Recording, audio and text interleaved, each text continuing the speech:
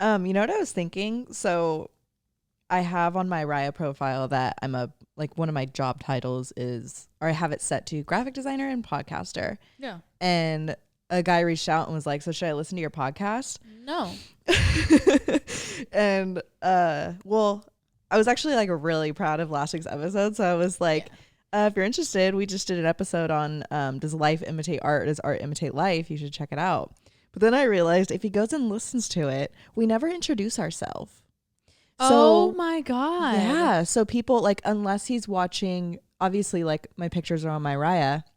And if he's watching the YouTube video, he can like make out who's who. Yeah. But if you're just listening on Spotify and you don't like follow us on Instagram, or if you're like new, you don't know who's who. Should we introduce ourselves every time? Yeah. And I was thinking, I was like, isn't that weird to like say, hi, I'm Alex. But Stuff You Should Know, like one of my favorite podcasts, they introduce themselves almost every episode. Yeah. Hey, it's Chuck. Hey, you know. So does My Favorite Murder. Right. So we should start introducing ourselves. Okay, go ahead. Hey, what's your name? I'm Kristen. Wait, no. That like actually fucked me up for a sec.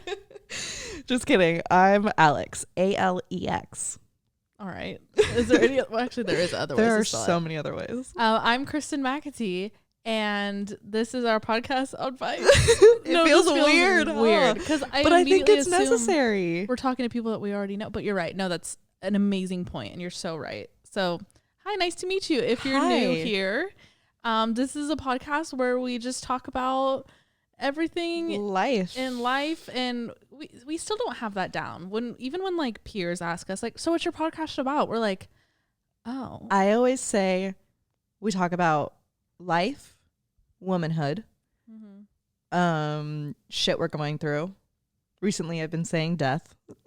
Yeah, I think I just say like everything, life from our two different perspectives.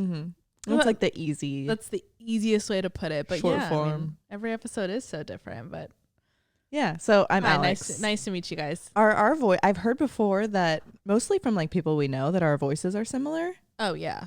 Do you guys get confused when you're listening on Spotify, like who's saying what? Because sometimes I have to, even when I'm listening to like My Favorite Murder, I have to like, okay, this is Georgia talking. It's probably because it's only audio, right? Like your brain is like, whoa, wait, you have to like, right? Yeah. Speaking only to people who listen to audio. I think there's certain things we say that sound alike, but like our tone usually matches. Yeah. Or yeah, just like I think more when we're like laughing or like lighthearted things, but I think when we get into explanations of things, we sound different. Yeah. Because then it's like, I don't know, it's just like a different voice. If you're on visual, the lighting might change a little bit throughout this. We are recording during the day when we usually record at night. So the sun's moving. The sun is sunning. We have a little bit of a story time for you guys. God. Not enough to be a full episode, so we just wanted to tell it in the beginning of this before we get into our entries and whatnot. But the other night we went out. It was our first we got invited to a rooftop party. That's what it was. Okay, yeah. I was like, why were we out? Yeah, it was a great night. We went and got dinner before. So, oh my God, what was that place called? That was so good. Something in Pasquale Jones. Yeah. I'm probably butchering Pasquale Jones. Yeah, but like it was like it's over in Little Italy. Oh my God, it was so good. We went there and then we got invited to our first rooftop party. That was the first time we'd been invited to something that was like not a branded event or like just a night out at generic bars. Like it was somebody's, like a friend house. Hit us up and was like, hey, my friend's throwing a rooftop party, do you guys want to come? And we pulled it together because that night I remember like I at least wanted to stay in. I mean, when do I not want to stay in? But we were like, no, we have to go. So it was great. We went and we met people there and we it was like a cute little rooftop and it was somebody's birthday and had a couple of those. What are those drinks? Lover Boys. Yeah. They're so good. Really good. They're so good. And then we were leaving at like 12:30. Yeah, it wasn't really too wasn't that late. No. We even said, we're like, let's have like an earlier night. I mean, this is how every story starts, right? Let's have an early night. I dead ass thought we were like about to go home. I mean, me too. We were, but we walked past a door. It was like cracked open 4 inches. Like it was like an emergency exit of a bar. It wasn't even the entrance of the bar. and they were playing old Drake. Yeah. So what do you do when you walk past somebody playing old Drake? You have to walk inside. And it wasn't like it was the front door to a bar. Like someone quite literally like left the back door open to the bar. Yep. So we literally like slid through. We just looked at each other. I was like, go. We slid through, and then we end up in this. It seemed like it was a back room that was rented out by like a party. Mm-hmm.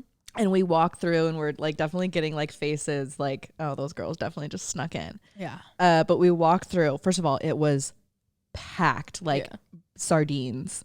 Walk through like another doorway, which ended up being the back entrance of like the main bar where the DJ was. And we walk through and we look at each other. We're like, all right, let's get one drink. One seltzer and we'll leave. Like, right? We got White Claws? I think we drank White Claws. No. They were High Noons. High Noons. High Noons, yes. Yeah. Okay, I like High Noons. Yeah, so one drink and let's just like chill for a sec. The music was good, and then we're going home. So we're standing there, and I just like look over, and tall, cute boy with a mustache. What do you expect me to do? Literally, what do you expect me to do? So I look, and Alex is like, I know. I was like, so he looked at me right away, and he like waved us over. So we walked over there. He was standing next to like two other guys, but like, I don't know, like it was just like an unspoken exchange. So we walk up to him, and he like puts his arm around me, and like we're like cheers and introducing each other, whatever. It's so funny because I feel like when we run into these situations, usually after we have that look towards each other, we're like, okay, how do we make our move?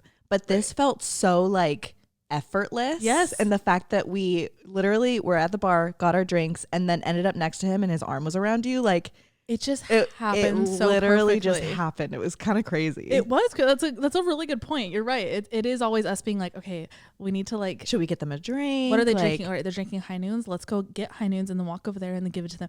Like it's this calculated thing. Yeah, that's an episode in itself. Fuck. But yeah, it was just so natural. So it was cool. He was cool, and his friends were cool. Alex was chopping up with him too, and or his friend, whatever, and we ended up getting another drink.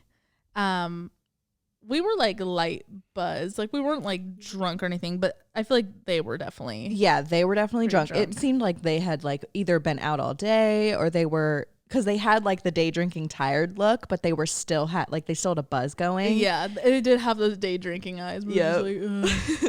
Like, so it got to a point where like I was sitting, we'll call him Bob, and then we'll call the guy you're talking to Dan, Bob and Dan.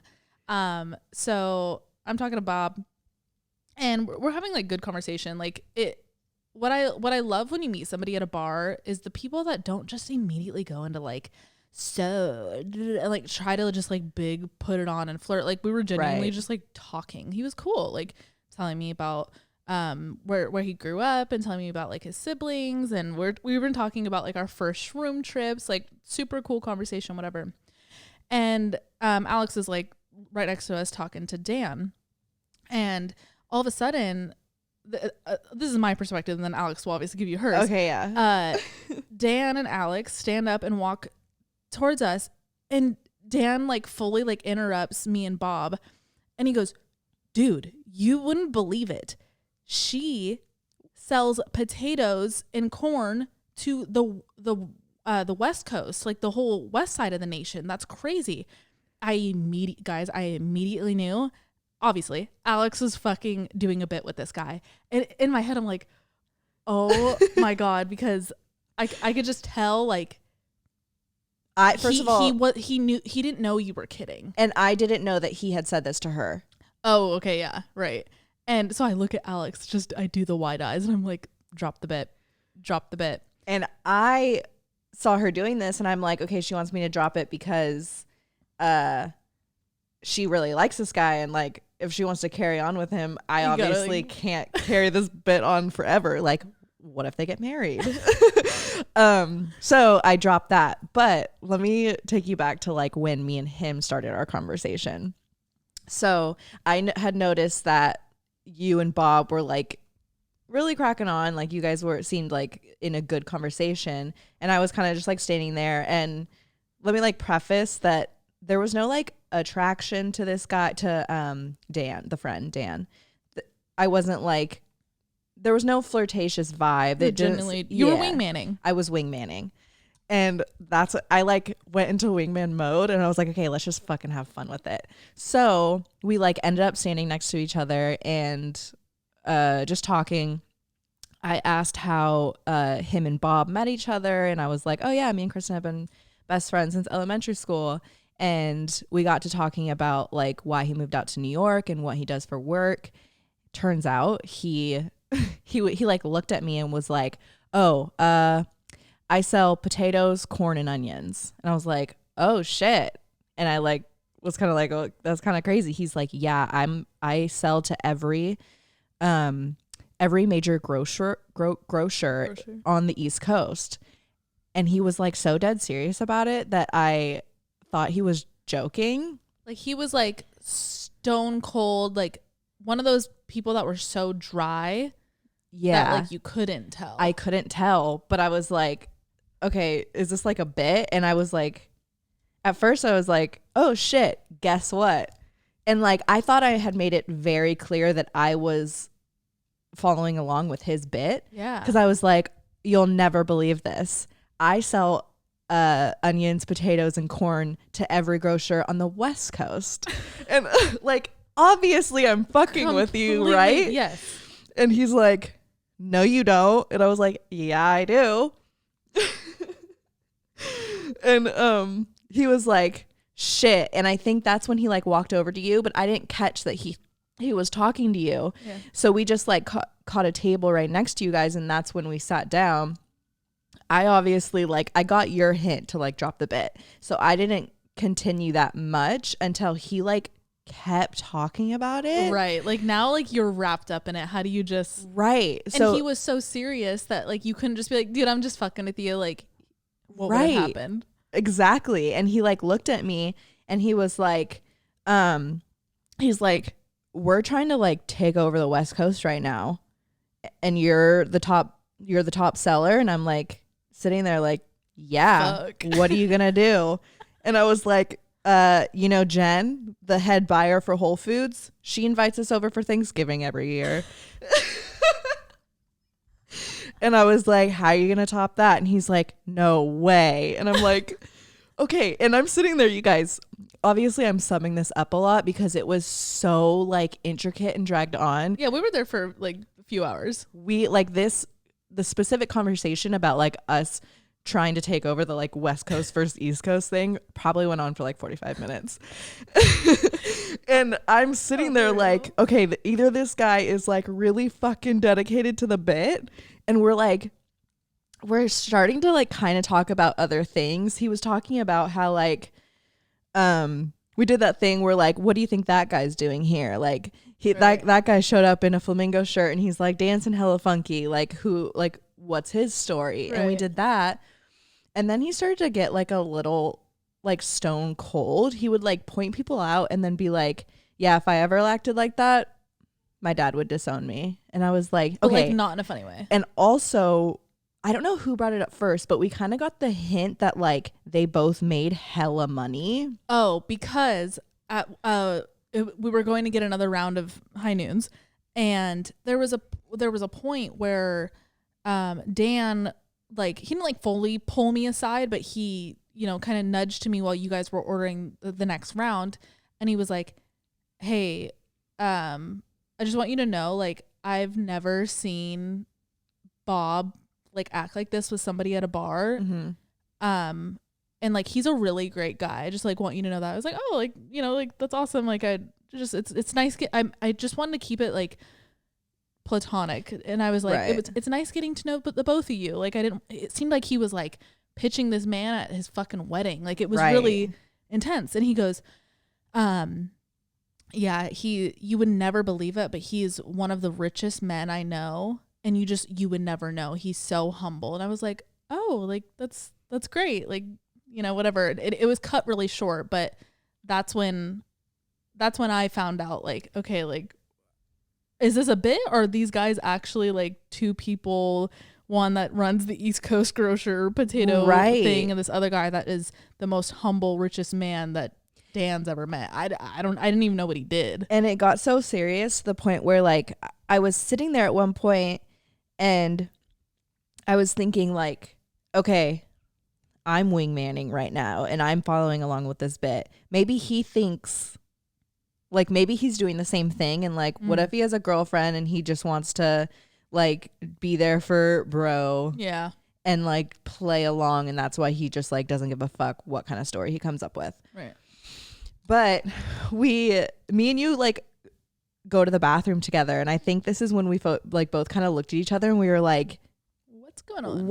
This is either like really funny or like really weird. Yeah, we weren't like in danger. It wasn't like a, oh my god, they're gonna slip with something. Like it wasn't like a dangerous feeling. It wasn't scared. It was just like, I mean, it was just something was off. Yeah, we felt like the slightest bit uncomfortable. We had an experience before, and like part of my conversation with Dan, we were talking, and he was like, at one point he was like, yeah, it's nice talking to you, and I was like, yeah, same. Actually, like we ended up like chopping it up a lot, and like we were talking for a long time, and I was like, honestly, social situations like this aren't like usually my forte. Like I don't usually have these like full blown conversations with people. So like to some degree I like did feel comfortable talking to him when we were talking about like normal shit. Right.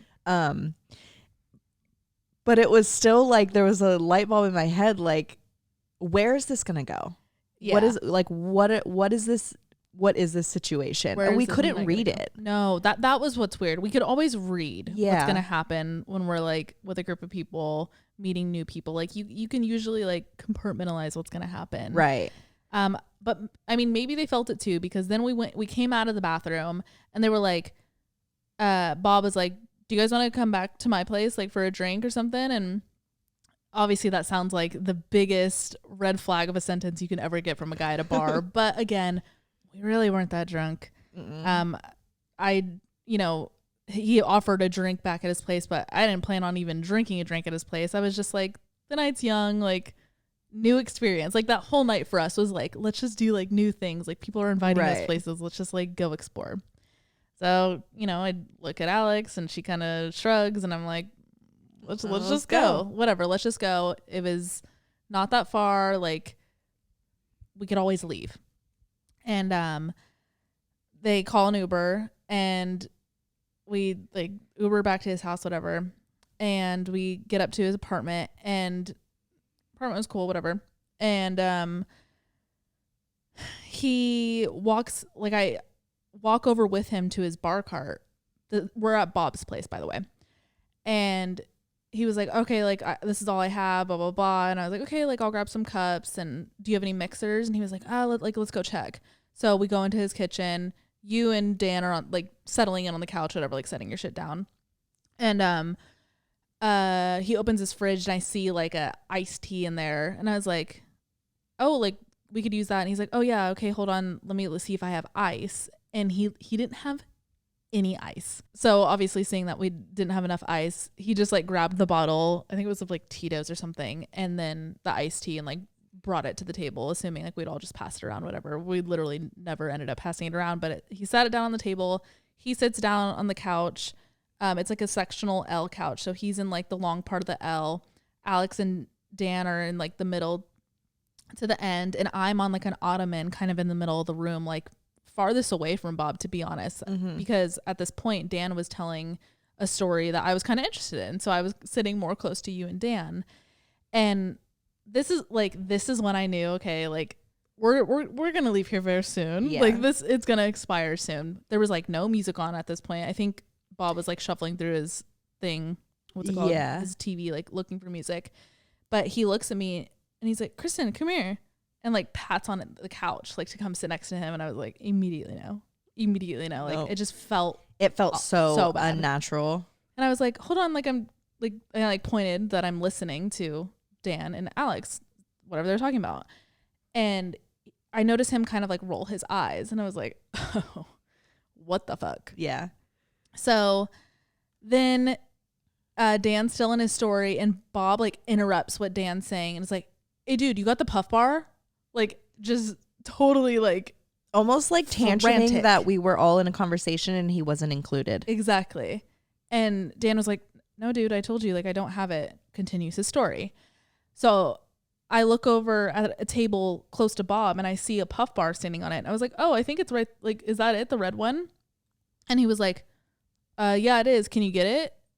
And I was like, no way. You're closer. Like, I totally thought he was fucking with me. Like, we do that all the time. We're like, can you get up and fill my water bottle? You're closer. No, you get it. Like, you fucking around. Whatever, right? And I was like, no, you get it.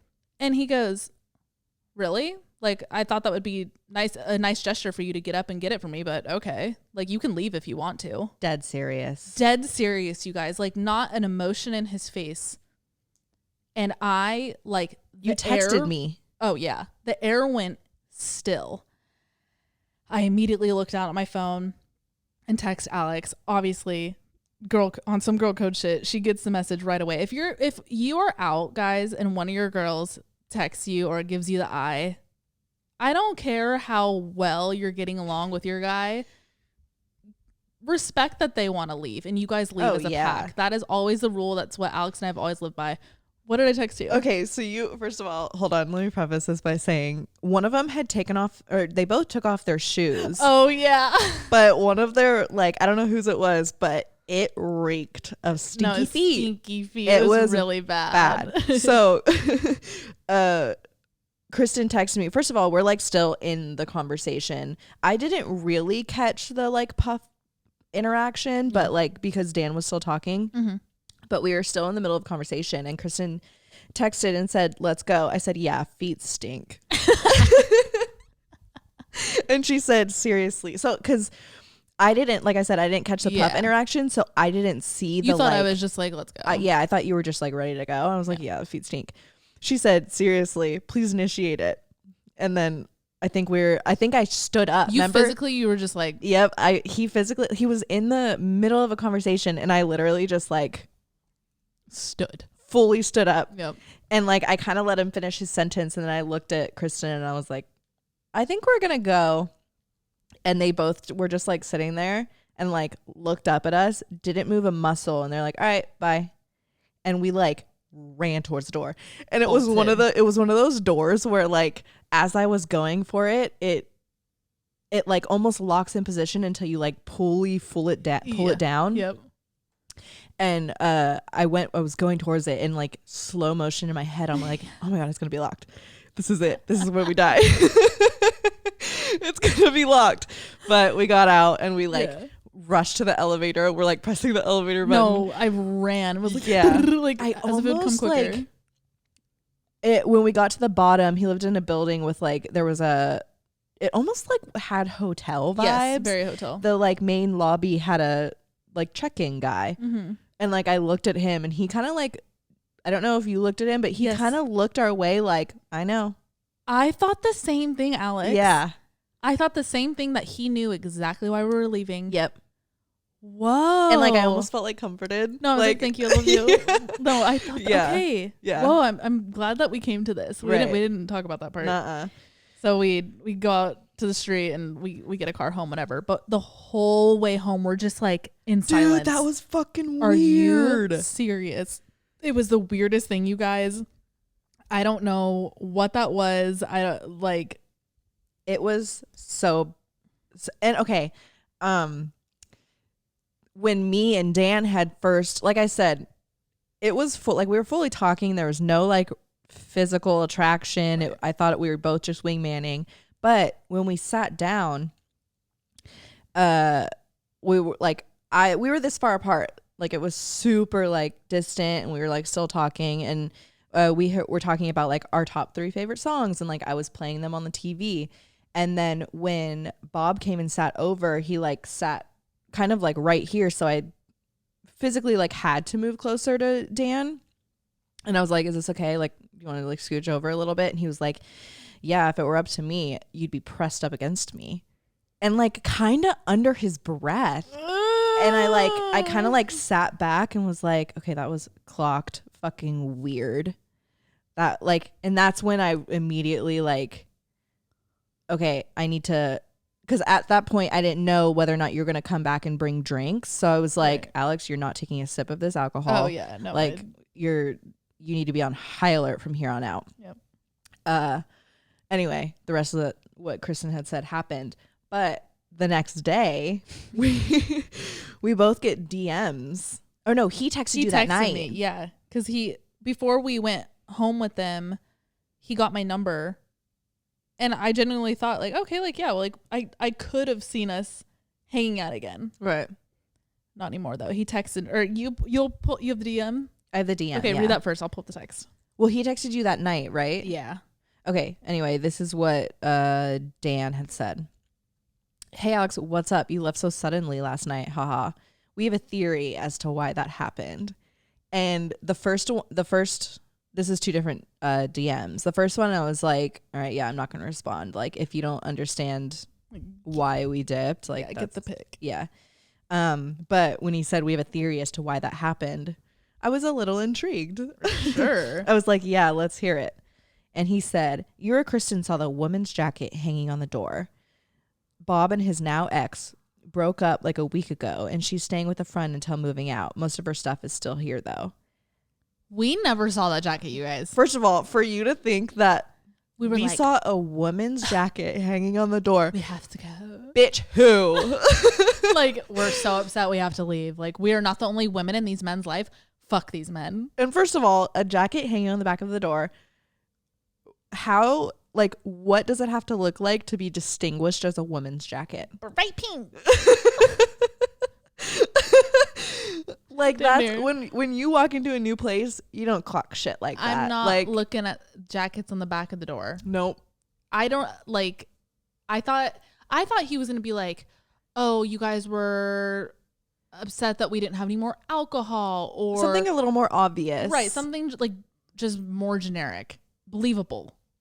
But right. A jacket? No. Sorry, Dan, you were very wrong. Yeah. So I responded, I said, not quite it. Honestly, the vibes were just off. I hope you guys had a good rest of your night, though. And then he said, got it. You too. It was good to meet you.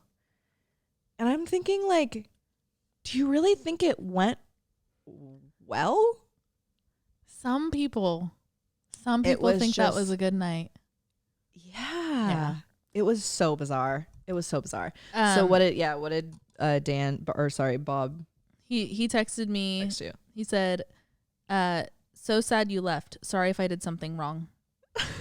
I obviously never fucking responded, and he hasn't texted since or anything. Oh, I didn't realize you didn't respond. No, I'm not gonna say anything. Once you had like talked about it, figured out the Dan, I figured like they can talk amongst themselves. I was not entertaining it because it was almost like if he would have said it, Dan in the DMs, if he was like, honestly, sorry, we were like super off last night. We had been drinking all day. Right.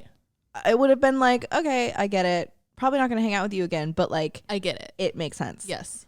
This was just like in every aspect of the situation. So weird.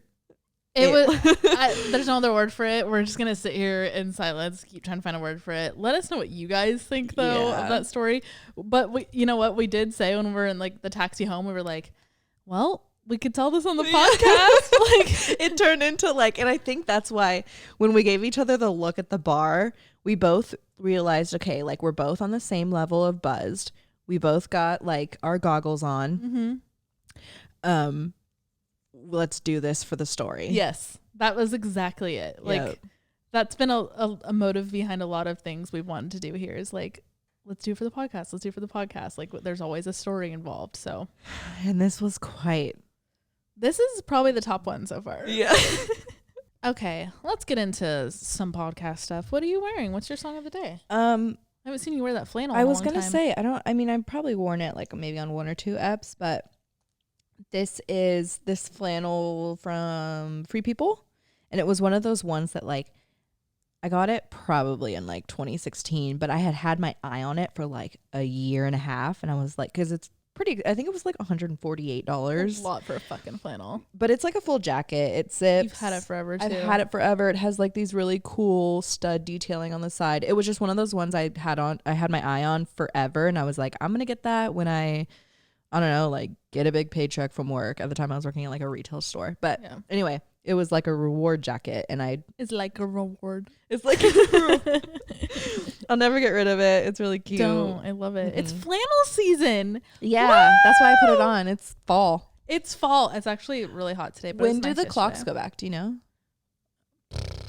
Couldn't tell you. Beats me. Don't know. Anyway, yeah, I'm wearing this and just like a tank underneath, and then these are from ASOS. They came in just like a pack of 5. Those are nice socks. And they're really nice. These are the most plain ones in the pack. The other ones have little bugs on them. Like realistic or like animated bugs? I wouldn't say more like clip art bugs. Ooh, freaky. Yeah, that's some spooky bugs. like ladybugs and bees. Okay. And butterflies. I have a butterfly pair. Okay, that's really fucking spooky. Anyway, I'm wearing my New York Knicks sweats because we live in New York now, so we like the Knicks. Knicks. The Knicks. We want to go to a game really bad, so let us know if your dad has box seats. You see my eyes light up? Literally, if any of you have a Connect, like, let us have your tickets. Come on. It'll be fun. They're really cool, though. They're, like, vintagey vibe, and they have, like, all the patches on the side of the leg. They're really cozy, and Pete Davidson likes the Knicks. He was in my dream last night. Anyway, I'm also wearing a white tank top, and then these I'm wearing thin socks. They don't go with the vibe of my outfit. They're like frilly lace socks, but they're thin because I'm hot. I didn't want to wear hot socks like while I'm already hot. Yeah. So, and socks, like your feet are the thermometer of your body. And then your ears too, but our ears are already covered. Always covered. Like I'm always hot when we podcast for that reason. Yeah. Anyway, that's what I'm wearing. What's your song of the day? Oh, let me find it. My song of the day is by Fletcher. She just dropped a new album. Shit's fire. But my favorite song on the album is Better Version. It's such a good album. I was saying to Alex the other day, like she's still like in her climb. I wouldn't even say she's in her prime yet. Like she's still a relatively new artist, but I really, what's the word? Like commend her. Is that the word? Admire how she's like, how do I say this? She stays in her sound, but she still switches it up. I feel like when artists get new, like she stays true to herself. Right. They'll get big with like one certain sound and then like randomly switch it up and everybody's like, what the hell was this? Like she just constantly stays a no skipper artist for me, and it's such a good album. But my specific song is Better Version. Go listen to it. Ooh, I like that one. Okay, I just sent this to you because I've been meaning to send it to you. This is called Everything Is Just a Mess by The Brook and the Buff. Wait, The Brook and the Bluff. So that sounds like a restaurant. Yeah. And they sell like craft burgers and like wings. 100%. Yeah, it's a good song. It's cute. And like hella aiolis. Really good aiolis. We've yet to find our favorite ranch out here. Oh yeah, I didn't think about that. I think that's all I think about. Right. I don't think it's like a big thing. Yeah. Because you don't get ranch with your pizza here. And like that's usually the biggest market for ranch wherever you are. And every time we ask for ranch at like a restaurant with our fries, they're always like, well, we have an aioli. And then it's like mid. It's like mayonnaise. Right. Guys, I made mayonnaise from scratch. If you're wondering, I got an immersion blender and I made mayonnaise from scratch. It's really easy. It's just egg and Dijon oil and literally a cup of fucking oil. Making mayonnaise from scratch made me realize how bad mayonnaise is for you, but it's so good. I love mayonnaise forever. I think people who are grossed out by mayonnaise are just doing it because they're children, or they're doing it because everybody else says they don't like it, so they're just bandwagoning. There was always like the one popular kid in like 5th grade who was like, ew, mayonnaise. And then like that's what made it not cool. And the word moist. I think moist and mayonnaise being like something people don't like is all a fad. Yep. That we need to drop. Drop it. It's a great adjective. Leanna hates the word moist. She doesn't like belly either. Or tit. Tit. Oh yeah, she doesn't like tit. So Leanna was that girl growing up for us. She didn't no, she likes mayonnaise. She likes mayonnaise. Anyway, not the point. Let's get into this. This week's episode, we just figured we all had a weird week. Yeah, it was I have a bubble in my throat. I'm sorry. I think we all like silently had a weird week. And then when we all came together on Discord, everyone was like, we've been having a weird week too. Mm-hmm. And we all kind of like, weren't like 7 different planets in retrograde or something. I think they still are too. But yeah, it wasn't like at least for me, it wasn't like a sad week necessarily. Like not like one of those low vibrational weeks. It was just like, it was like a tilt. It was drawn out and I was also sick. Mm-hmm. So everything else felt like heavy in that sense too. Like it was just weird. So once we figured that several other people and of our listeners were in the same boat, we were like, let's just do a general advice episode. Yeah. And as I was reading through, I noticed like a lot of us all kind of been going through the same thing. So I'm really glad we did this. Let me pick. Which one do I want to do first? Ooh, okay, this is a good one. Hey, Alex and Kristen. My name's Ebony. Your podcast is the only one I watch. Between you and me, I skip class every Tuesday for it. Oh my God. Don't go to that. Don't do that. Holy shit. You said I'm from New Zealand. Oh, sick. All right, you're good. No, go to class. Yeah. We will always be here. For real. So let's not waste time and get straight into it. I've been treated horribly in every single relationship I've ever been in. I'm well aware of what I can bring to the table, and it's never been matched. After my last relationship, I swore against relationships forever because that one convinced me the pain wasn't worth the love. Until I met this guy in the most romantic way possible on Bumble. He is cute as ever and ticks every single box I have. His love languages meet mine to a T. He asked what I was looking for, and I suppose to make him happy, I said I was looking for a relationship because I knew he was too. I wanted to stay single, prioritize myself, my friends, family, and my study. And now 2 months into a relationship with him, never been happier and have never been treated so well. I've met his parents, he's met mine. Why I ask if I'm the red flag. Oh yeah, let me say the title of this email was, Am I Now the Red Flag? Oh, gotcha. Why I ask if I'm the red flag is because I almost still want to be single. I can feel myself getting distracted by the rose-colored glasses and spending every moment I can with him. It's like a war between myself. It's like a reward. I don't want to run from this because the greatest people tend to come into your life when you least expect it, and I know for sure I'd regret leaving this kid, but I still can't help but miss who I was when I was single. I've also not fully healed from all the past trauma I faced in relationships, and I'm scared he's just going to figure out he's had enough of me and dip. A bit of double-edged sword because I'm scared he's going to leave, but I'm debating on whether I should.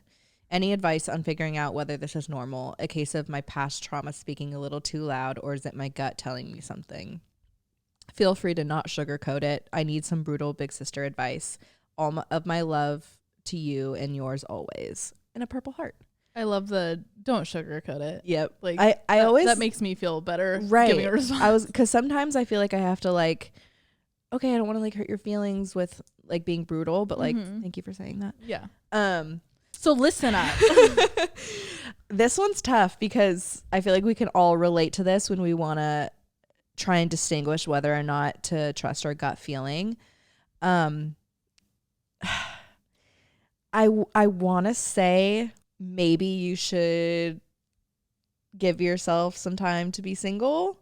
I think if that's what you truly wanted, you'll only benefit from it in the end. Right. If you guys were meant to be together, you'll come back together when it's your time. That's not to take away from your guys' connection and like how good he treats you. Maybe this is just like a spot on your timeline where he's treating you what you do deserve, or he's showing you what you do deserve. Right. If you feel like you're stringing him along, maybe this is a conversation that you should have with him and like be straight up. Be like, honestly, when you had first asked me what I was looking for from this, when I had said a relationship, I wasn't being like fully honest. I did kind of go into this next phase of my life thinking I wanted to be single and giving myself the time. And if you do say like you miss that part of yourself, it sounds like maybe you lost a bit of that. And I think any relationship, no matter how good it seems, if you lose a bit of yourself, that's still a big red flag. Yeah, what do you think? It definitely alarmed me when I said I wanted a relationship because I knew that's what he wanted. Right. That's definitely a rocky foundation to start a relationship on, is that, for lack of a better word, dishonesty from you. I'm glad that, it ended up being okay and it's a great relationship and he treats you as you should be treated, as you want to be treated. You wanting to be single, I get that. I freaking relate to that. But then you also said like, it seemed like there was an element of you not really being happy with yourself as an individual, like talking kind of down on yourself for your past traumas. It seemed like a self-esteem thing, which I can also relate to. I guess I want you to ask yourself, what part of being single do you want back? Is it you want to like see other people? Because then, I think we can all agree that's a big reason. Okay, yes, get out of the relationship. You're clearly still wanting to explore other humans. But if it's simply because you might not think you deserve to be in a relationship yet, you might not feel ready, like you said, on like your healing timeline, then like Alex said, that's more of a reason to get out of the relationship. But I think before you make any decision, express this to him, right, and let him know where you're at on your healing journey. I don't think you should be afraid of him like figuring out who you are and like leaving you for that. I mean, if that ends up happening, then he ain't the one anyway. Right. This is a very like common, relatable thing that we go through, especially when we start new relationships. Yeah. And you had said that, you felt like you didn't deserve love and you were done with love forever. And like you said, be straight up. I think that's dramatic. I do too. I thought the same thing. I'm like, you're not done with love forever. No, like it's in your blood. It's in your blood. You have gone through some shitty situations and it's very clear that you are learning from them. There's a lot of people who stay in those cycles and like wholeheartedly believe that's all they can get. And it's very clear that you deserve better and you could see what this guy brings to the table is better. And sometimes we like on the other side of it, sometimes we do have to force ourselves in these situations to understand that they are what we deserve. Yep. So if that is like kind of getting over that hump of wanting to stay single, maybe take a step back and think, do you want to stay single because you are like afraid of getting hurt or afraid of what's good to come? Because we talked about this, what was it, episode 2, self-love and self-esteem, kind of like what you were saying. We only stay in these situations because they're a comfort to us and they think they're what we deserve. So like maybe staying single is just like a way for you to keep yourself safe from potentially getting hurt. Exactly. So if you don't like force yourself in the situation, but kind of break through that barrier of the barrier. Well, you are from New Zealand, so. Oh. Just kidding. Fuck. Break through that barrier of the uncomfort, you'll kind of start to settle into what you actually deserve. And from what we can tell, he sounds like a good guy. So I don't know. I take my answer back. What's your answer? So, well, I had originally said be single, but like maybe this is what you need. I think it's just you got to ask yourself the questions that we're asking. Right. But, like, don't let us tell you how you feel. But I will say, when you ask yourself the question after you listen to this, the first thing you think of is your answer. Don't try and formulate your answer to what you no. The first thing that comes to mind is your answer. And regardless where you end up, I think he at least deserves to know what you're like, what's on your mind. You guys are in a relationship. You got to be honest.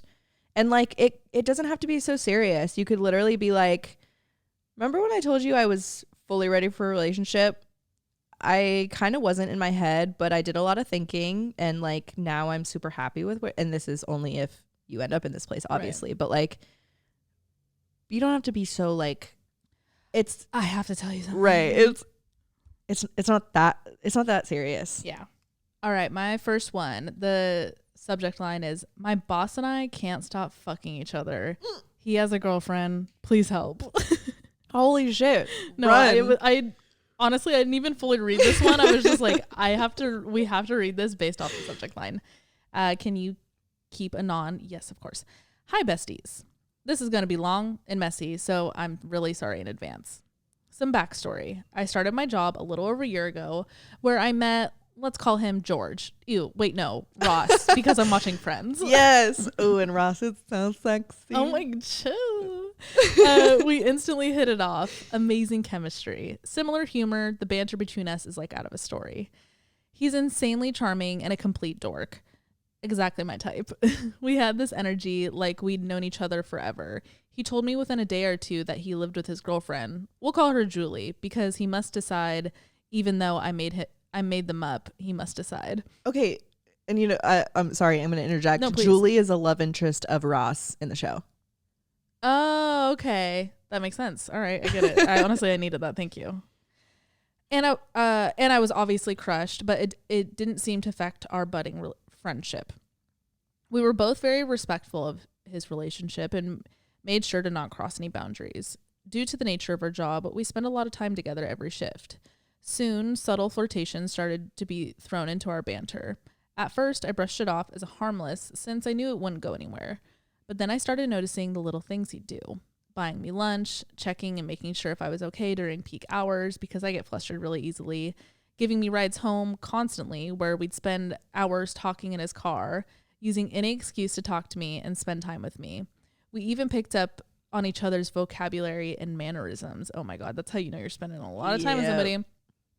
Anytime we were out with coworkers or at kickbacks, he'd spend the night talking to me even if Julie was there. Holy shit, Ross. Eventually, the sexual tension started building, and so did my feelings for him. One day, we got into a pretty heated argument, screaming at one another over something stupid, and all those pent-up feelings were let out. We felt extremely guilty afterwards. I told him it was his decision whether he wanted to tell Julie anything. Our friendship got pretty distant afterwards, so we wouldn't make the mistake again. We eventually talked and came to the conclusion that we missed being friends and needed to respect the boundary of his relationship. That didn't go well.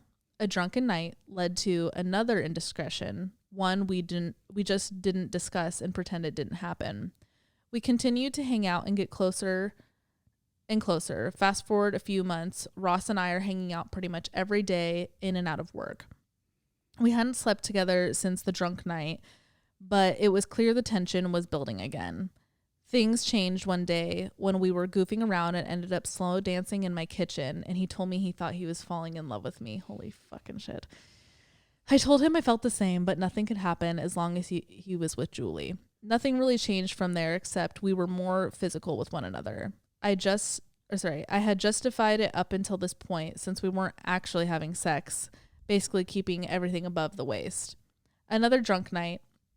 At this point, we were letting a bunch of sexual tension build up over a few weeks and then sleeping together. What's even worse is I'm friends with Julie. Oh my God.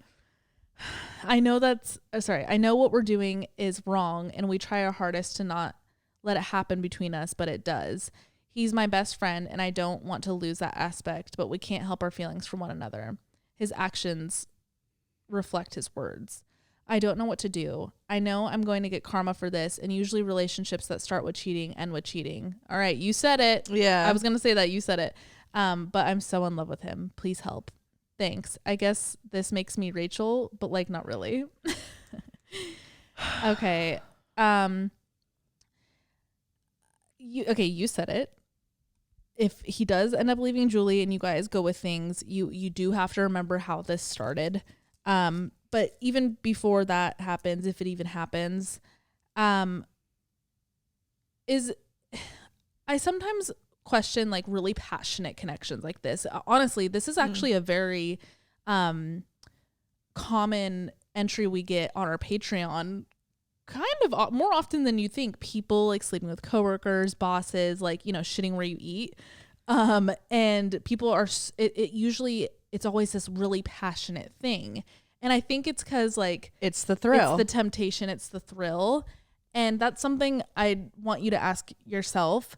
Obviously there's still are connections that can just be made in the workplace, regardless of the workplace. Like that's just how the universe, God, whoever pushed you guys to meet each other.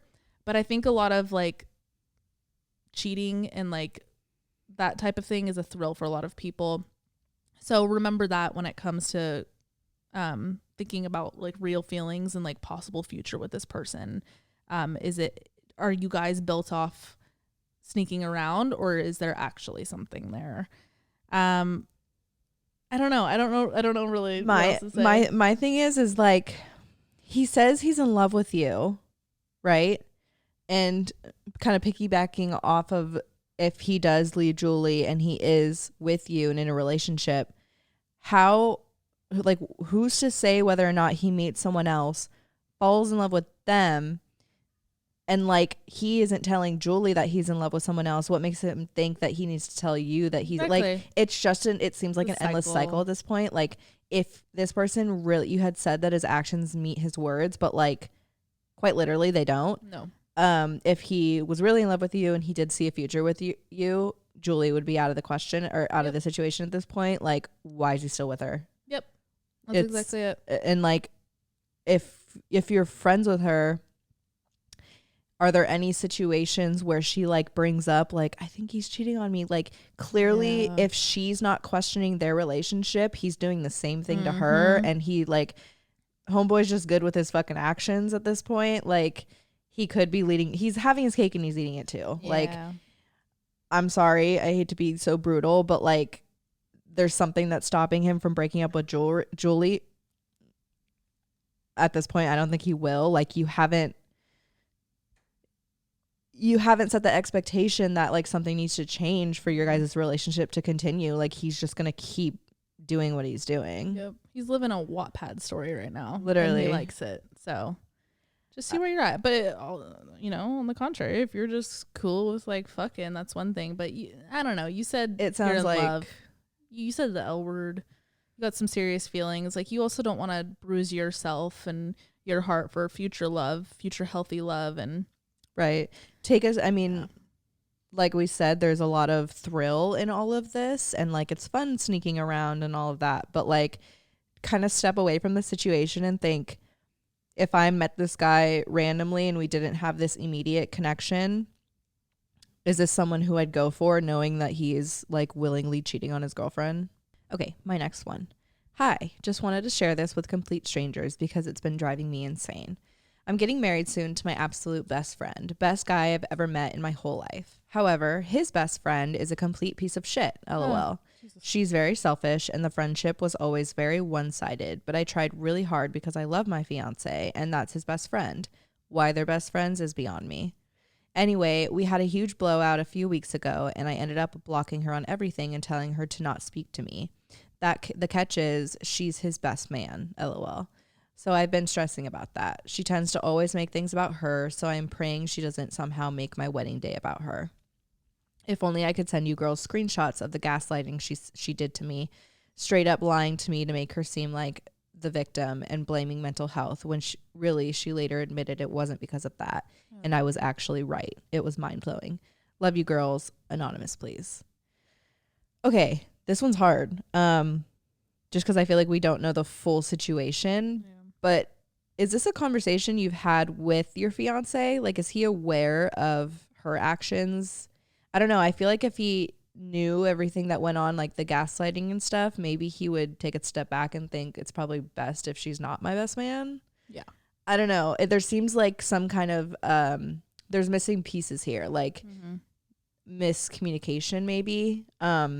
Either way, it's fucked up that she's treating you this way and like no one deserves to be treated like this, and I'm really sorry. Show him the screenshots. Right, like he needs to be made fully aware of your feeling. Like they're not just like I don't like her feelings, right. And they're valid feelings. Fuck the wedding thing and like her making it about her. I don't even know. There's some complex there. Yeah, that's really interesting.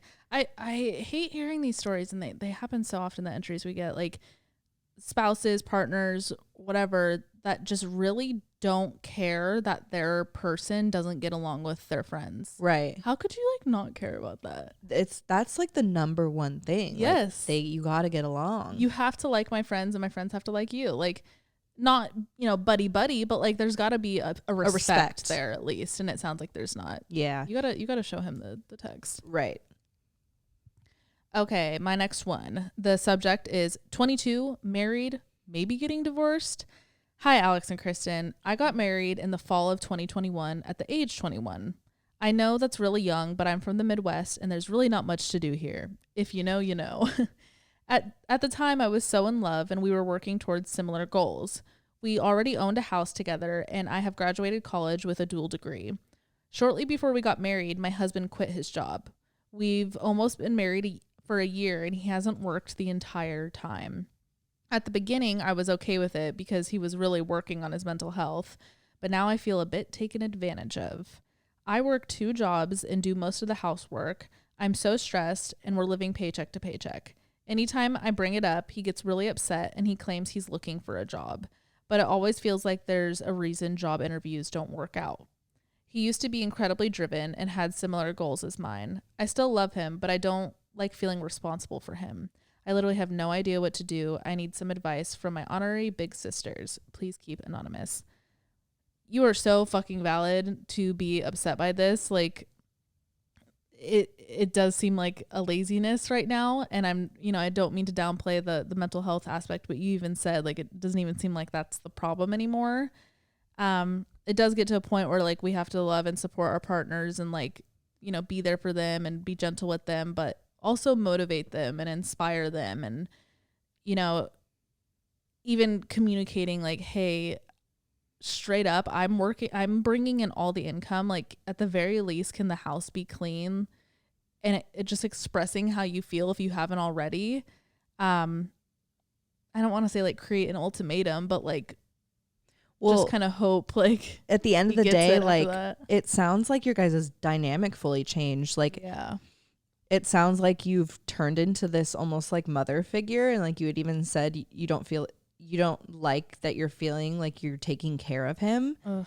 And that in and of itself is a reason to sit down and have a conversation about, like, either it needs to go back to, like, I don't know, we need to feel like equals again. Mm-hmm. It's not like the dynamic needs to switch up in general. So yeah, I would just be so, I mean, honestly, you have to be so brutally honest in a situation like this, because he's clearly not getting the picture for what it is. He's not taking it seriously. He's not seeing that his wife is bringing in all the income and doing all the work, and he's still sitting there. Like, you got to lay it out now, because he's not getting the signs. I would just be like, dude, like, I got to like save money for myself. I can't be paying for both of us like this at this point.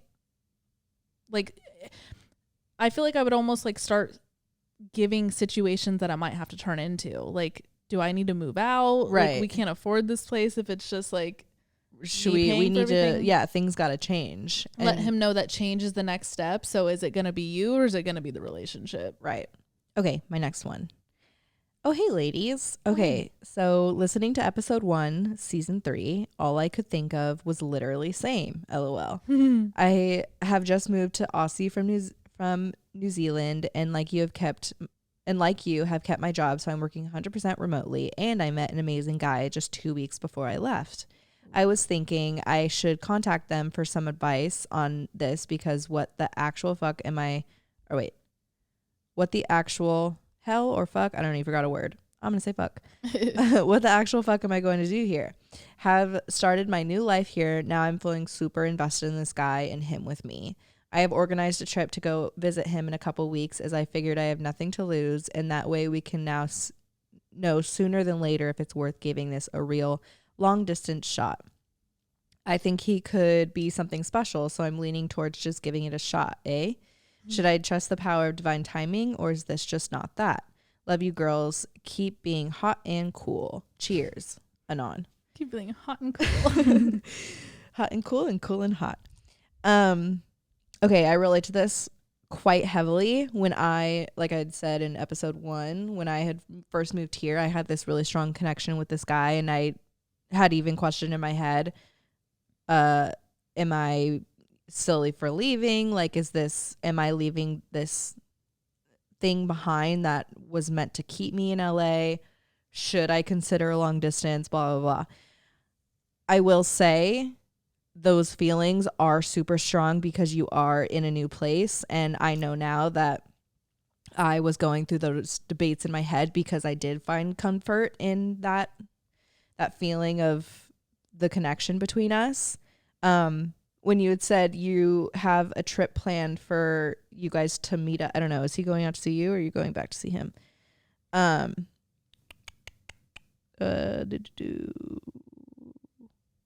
way, they're gonna meet up. Either way, you guys are gonna meet up. But we had actually a plan for him to come visit me maybe like a few weeks after, but then my grandpa passed away, and I took that as a huge sign that I wasn't supposed to see him out here, because I had obviously gone back to the Bay Area. But needless to say, like, it gave me time to really step away from the situation and kind of look at it for what it was. And I think give yourself time to settle in, and see yourself in this new spot and this new country, and give yourself time to like really build your foundation as an individual out there. If you guys are meant to be together, then you'll know when you are settled in as an individual. But I think you just need time. I don't know. Seeing him so quickly after you moving it's hard because it is a way of like falling back into that comfort of the connection that you guys have, which I don't know your guys' connection. I don't want to take away from that, but that connection will still be there when you are settled in. And if it is still there and it's apparent that you guys are meant to be together, then that'll still show once you are settled. Yep. But I just think you need to give yourself time, because I gave myself time and it made me realize that I was just falling into the comfort, and I'm way better off without him out here. Yeah. I think no matter if it's meant to be or not, your question was, should I just trust divine timing? 100%. I mean, that's kind of like the situation I'm in right now. Like, moving out here, I thought, there was a part of me that was like, I wonder if this is going to like transform, my feelings with Tanner and whatnot, and like maybe make me realize like it was just like a comfort thing in California. But like, we've always just been long distance in that sense, with nurturing our connection long distance, and we both just kind of trust divine timing. I think like there's nothing wrong with staying in contact with somebody that you have a connection with. I don't think you need to cut off connection with him at all, but you still gotta like look at your life as your life, and like don't let it hold you back a whole country away. Right. Make sure you're still giving yourself the grace and the experience of this like beautiful move that you just made. Congratulations, by the way. That's fucking huge for, whatever reason it was. That's a big move to do, alone or even with a friend. Like that takes a lot of courage. So be proud of yourself and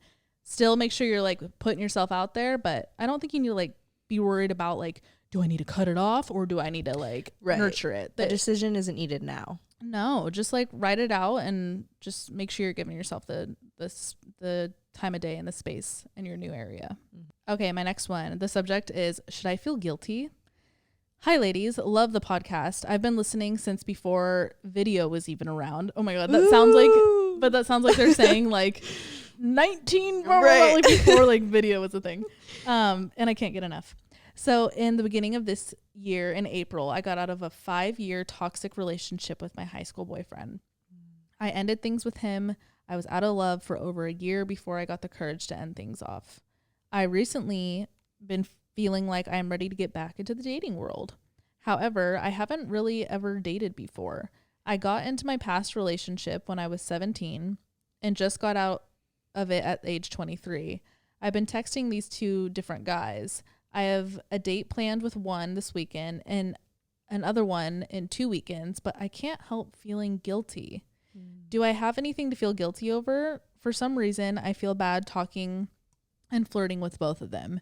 Is that wrong? Love you both and hope y'all have a great week. Absolutely not. You're dating. Yeah, don't Nothing feel bad. to feel guilty about. Straight up, they're probably doing the same thing. And that's not, that's not to make you feel any less with the connection you're having with each of them. But that is dating. And that's what you'll learn as you continue to date is, I relate to you because you have a relationship mentality because that's all you've known up until this point. I relate to that heavy. But there's like this kind of line you have to cross and get used to once you start dating, that dating isn't like a relationship when you give yourself to one person. Dating's quite literally the opposite. Right. So don't feel guilty about that. And did she say when they got together, her and her ex? High school. Okay. They were 17. High school dating, and you were in a 5-year relationship. Like me and Kristen both relate to that heavy. Mm-hmm. Dating in high school isn't dating in the real world. Nope. Like when you are talking to someone in high school, that is the like precursor to being in a relationship. And when you're talking to someone, it's quite frowned upon to be talking to someone else at the same time. Mm-hmm. Whereas in the real world, that talking phase is dating. Great point. Like you're not talking to someone in the real like adult dating world. Right. Unless it is a mutual exclusive thing that you guys have talked about. That point isn't reached until you're done dating around. Like what we view as the talking phase in high school is you going out and like meeting other people, and the flirtatious part, like you'd said, flirting with multiple people at once. That's just dating. Mm-hmm. So don't feel guilty because everyone's doing it. And it's not wrong. Have fun. Learn how to like.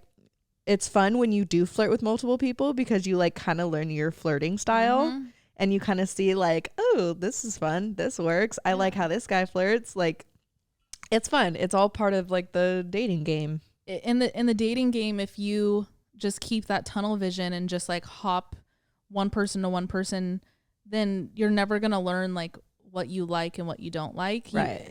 The beauty of dating is having it kind of, all out on one. It's a smorgasbord of what you want. And then you can be like, I like this, I don't like this. And then that helps you, form your standards for your next person. Right. So keep going. Have fun. Okay, my next one. So the subject is, I'll try not to get too deep, LOL. Okay. So I'll start it heavy first. My dad passed away 6 years ago, and I miss him like crazy. Our birthdays are 4 days apart, mine being September 21st and his being September 25th. Since he's passed, birthdays have always been so hard because we always celebrated together. I'm turning 21 this year, and everyone is constantly asking me if I'm excited to celebrate, and all I can think about is how I just want to curl up and cry because I miss my dad so much. But of course, I smile and say, oh my God, of course. It's truly just easier that way. I think I've done a pretty good job of dealing with his passing since I was only 15 at the time, and I had to really face it and not depend on any crutches to drown the pain, aka alcohol or nicotine, etc. But for whatever reason, September is always so difficult to get through. I'll say this, I'm not sure if I need advice, but if you have any on how to help me get through this and maybe make it easier, I'll gladly take it, but I think I really just needed to get this off my chest. I love your podcast so much. Every time I listen, I feel like I'm having a conversation with my two besties, and it's great. I've been listening to a ton of your episodes this month to help me get through and to distract me from all of the heavy. So thank you for being such a great light in my life when everything feels so dark. If possible, I'd like to be a non, but again, thank you for all you do. I just want to add one thing. I don't think having a crutch to deal with your grief is necessarily a bad thing. I meant more in my case, I didn't have any of those to use as a distraction of sorts to distract me from it. I had to face it head on and deal with it. I hope that makes sense. Much love. Much love to you. I feel your pain.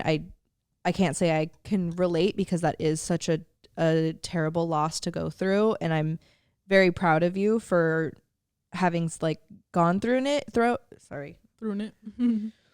I'm very proud of you for having gone through it, and like it is admirable that you didn't fall to a crutch like that and an addiction like that, because I can see how it's very easy to fall into that after such a heavy loss.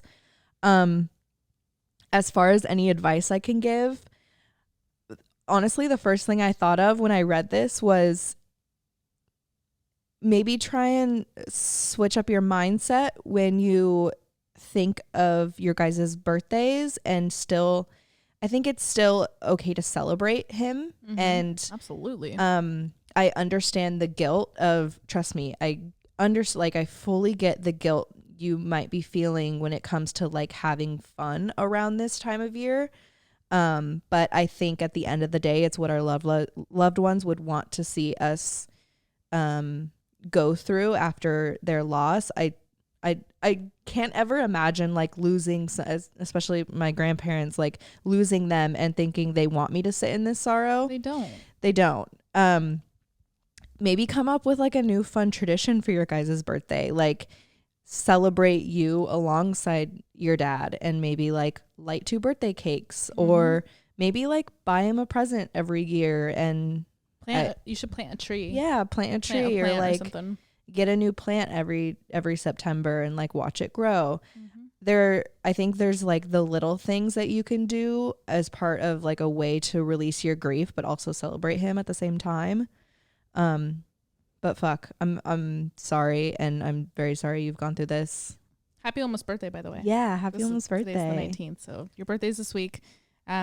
Just try and switch up your mindset a little bit. I know that's a lot easier said than done, but you know, resonating different things with this time of the year, over time you will be so glad you did. And you saying like how you're kind of like lying to people saying that you're excited for your birthday, like fake it till you make it. Like if you do have to just like push through and kind of like fake the smile, it will come to fruition. It will, like if you really start believing yourself, like you will start feeling good about it. But you should go celebrate. Yeah, you're worth celebrating. Like your 21st too. He's probably like, come on girl, like go have fun, whatever. And I also want to give you kudos to saying that like you kind of had to face it as it was, and you were saying like how hard that is. I know that's incredibly hard, but I also think that's best case scenario. Yeah, I think there's a lot of things we go through as humans that we don't face, and we can kind of tiptoe around, and it feels good in the moment because that's like naturally what we want to do to protect our brains. But the fact that you faced it head on, like I know that feels dark, but I promise you are doing your soul so much duty and work for this life, and I'm very proud of you. So you should be proud of yourself too. Yeah, something to be very proud of. Okay, next one. Subject line is plans that never were. Hi, Kristen and Alex. I absolutely adore the podcast, and I can't wait for what season 3 has in store for you guys.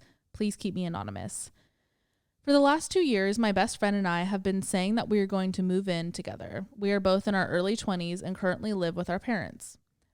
Have even talked about how we're going to decorate our living room, and it was always something that made us both so excited. She called me yesterday, and she said that she found an apartment and is planning to move in with another one of her friends instead. I understand that plans can change, and she was never obligated to stick to our plan, but it still stings. I feel hurt because I feel like I've just been replaced, and I don't know how to handle it. I feel like I've been left behind and now have no plans as to how the hell I'm going to move out. I don't want to lose her as a friend, and I still want her in my life, but I can't think of the situation without crying.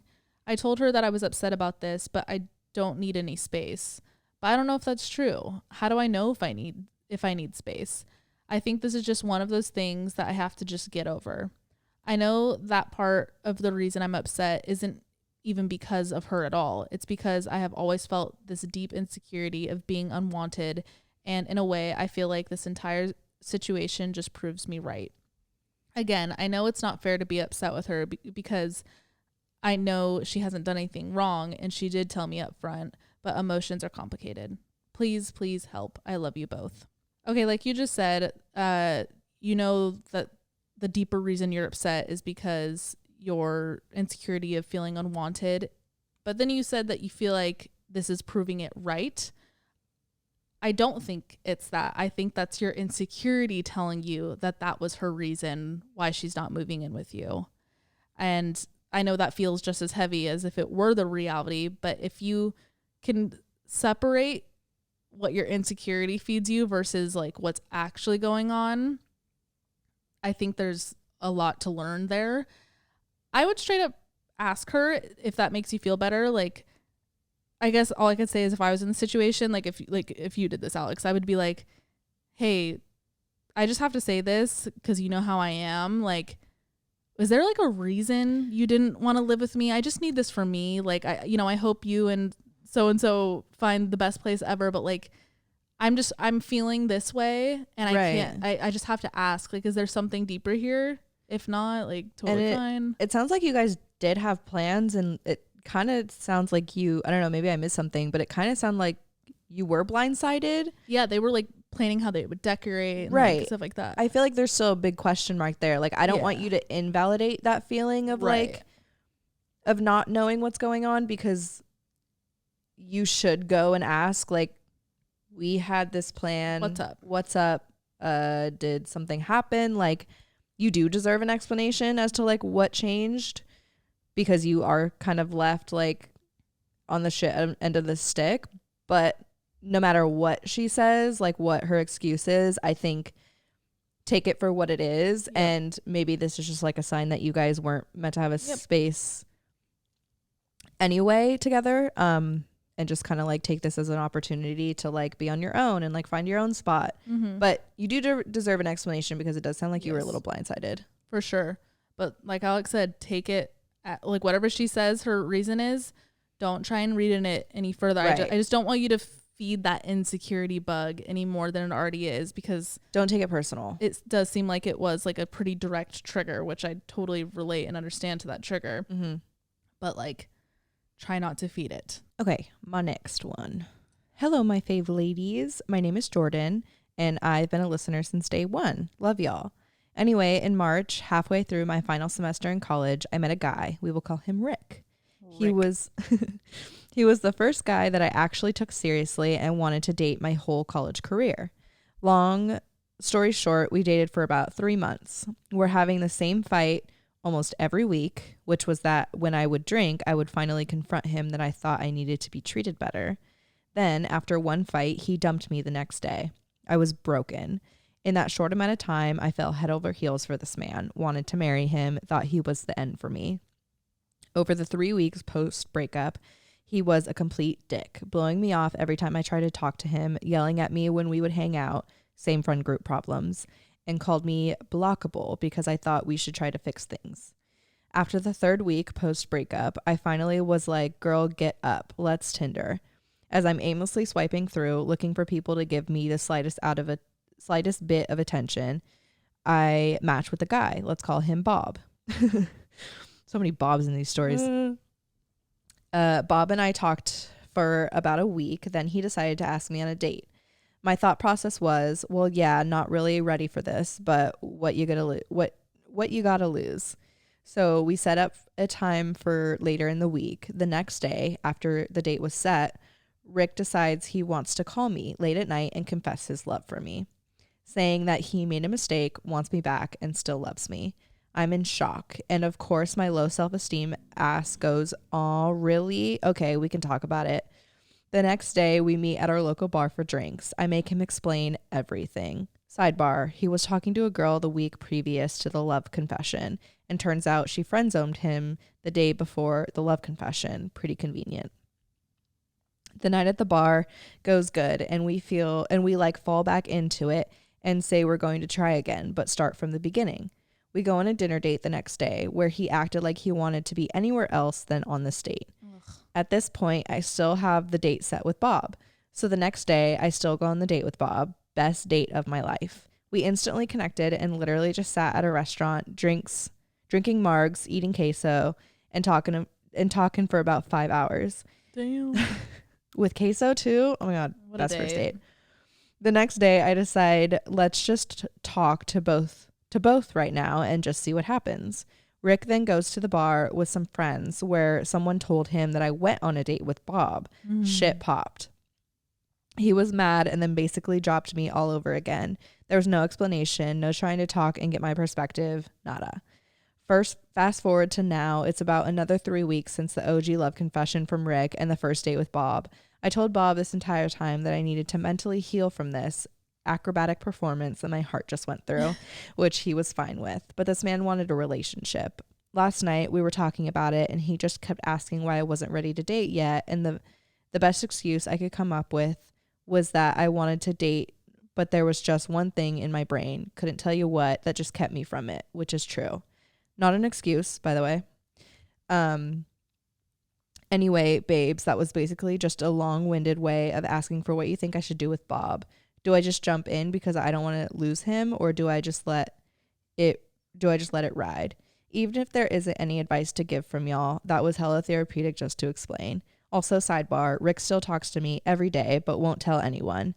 And I'm currently laying in Bob's bed while I type this. You dirty dog. Yo, I was not expecting that.